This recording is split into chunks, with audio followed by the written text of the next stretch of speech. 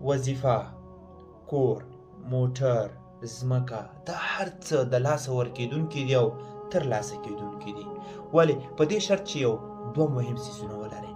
اول تاسې تجربه، دوهم ستاسې شخصیت، ښه شخصیت. راځم اول غږېږم چې تجربه یعنې څه.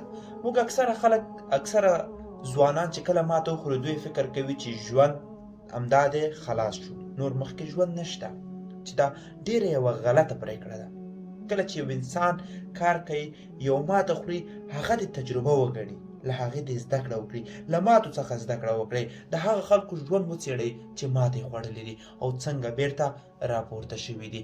بلکل دوی د خپلو ماتو څخه غوره تجربې ترلاسه کړي دي او لا ښه ځلېږي په میدان کې. دوم ستاسې ښه شخصیت دی. کله چې تاسې یو ښه شخصیت ولرئ، یو ښه کرکټر ولرئ، نو هېڅکله هم له ماتې سره نه مخ کېږئ، ځکه په دغه وخت کې هر څوک ستاسې سره وي. تاسې په ښه شخصیت سره کولی شئ په زړونو باندې پاچاهي وکړئ، کولی شئ چې هر څه ترلاسه کړئ. که تاسو له یو چا څخه د یو څه تقاضا وکړئ، نو بې له شکه، بې له کومې خبرې تاسې ته یې مني او درکوي. نو همیشه کوشش وکړئ چې له دوو شیانو څخه بې حده زیاته ګټه واخلئ. اول ستاسې شخصیت، دوم ستاسې تجربې. السلام علیکم ورحمة الله.